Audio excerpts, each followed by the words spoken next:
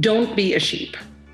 It's very easy to put your head down and say, this is the way things are. I'm just a cog in the wheel. What's my voice going to do? If you have any level of privilege, you have a voice that can affect change. It might be repetitive. It might mean many of you need to rise up and say something, but you have the power. So just don't be a sheep and say something.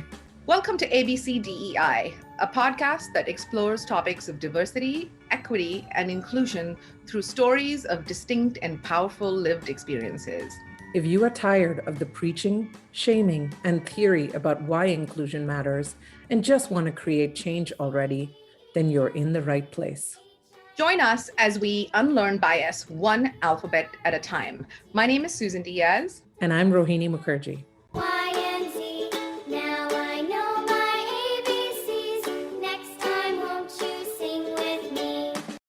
Hello and welcome back to ABCDEI. I'm Rohini Mukherjee.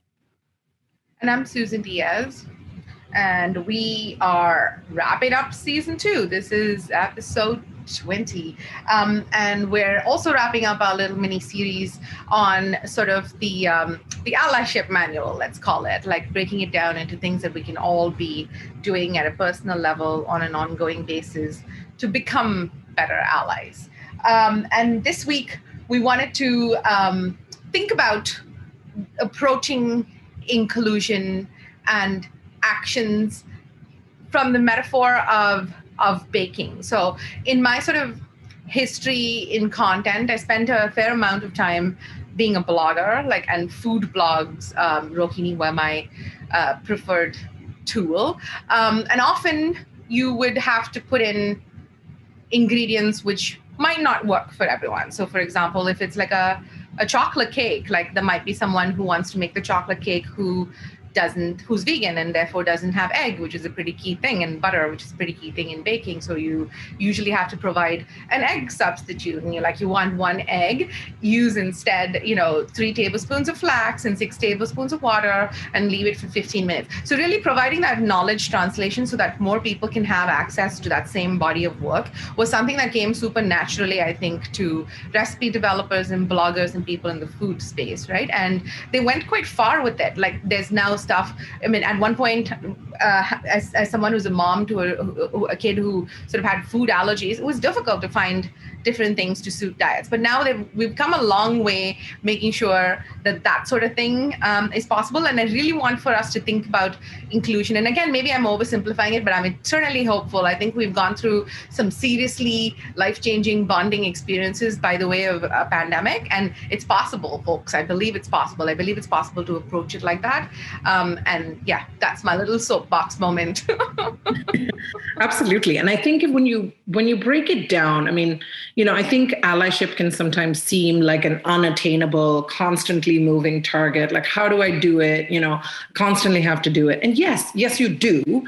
But I think, it's self-improvement, right? So if you had any hobby or any passion, or even in your own professional career, you work at it. You're not a fantastic writer and then just done. There's no end, finish line. So you're constantly working at it. So I think one sort of mindset shift or flip that I think is important is, let's say you're in a situation where somebody points out to you that you misgendered them, or you made you voiced a preconceived notion based on their identity, whatever that may be, race, gender, sexuality.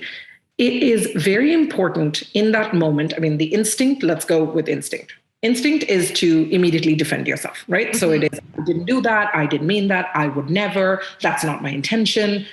Don't go there. Because what that person did in that moment is share their truth, right? And it takes courage to say, hey, what you're doing is hurting me, right? The person could ignore you. The person could retaliate. The person could be aggressive.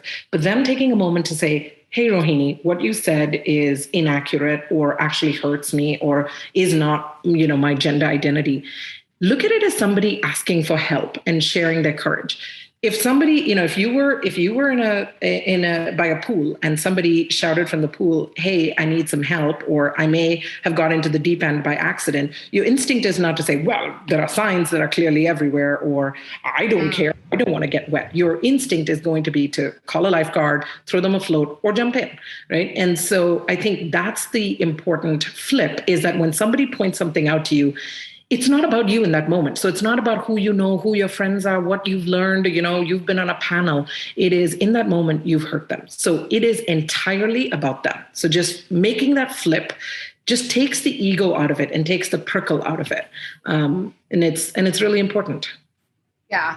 So just like really remembering that in moments like this, it's not you, it's me. Like it really, you're the one that needs to sort of rise up to the moment and make that more than words, and sort of like respect the fact that someone brought it in. So respecting that courage instead of giving in to that egocentric way of focusing on your own defense, I think is really important. And once again, to sort of like go back, I guess, to that replacement in baking metaphor, it's just training yourself for that discipline, whether or not you need the special needs thing in the baking. Sometimes it's fun to check it out. It's like, oh, what happens to this egg if I replace it with flaxseed? Will my cake still be the same? You know what? Guess what? As someone who's tried it, I'm telling you, your cake will be exactly the same. So really thinking about it and replacing language, like clearly thinking about that articulation, like words have power, actions have power. And if you take away the ego, like if there's literally one thing you want to remove, it's like remove that ego and be open to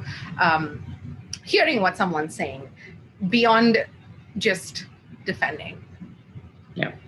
And then I think the last thing is just don't be a sheep. It's very easy to put your head down and say, this is the way things are. I'm just a cog in the wheel. What's my voice going to do? If you have any level of privilege, you have a voice that can affect change. It might be repetitive. It might mean many of you need to rise up and say something, but you have the power. So just don't be a sheep and say something. Yeah, awesome. Thank you for staying with us through this arc of episodes in which we focused on allyship. We will have a few more of these coming up, as well as a whole bunch of guests that we're planning for season 3. If you like what you're hearing, don't forget to hit subscribe and please drop us a review. If you want to learn more about us or the ABCDEI podcast, visit abcdei.ca.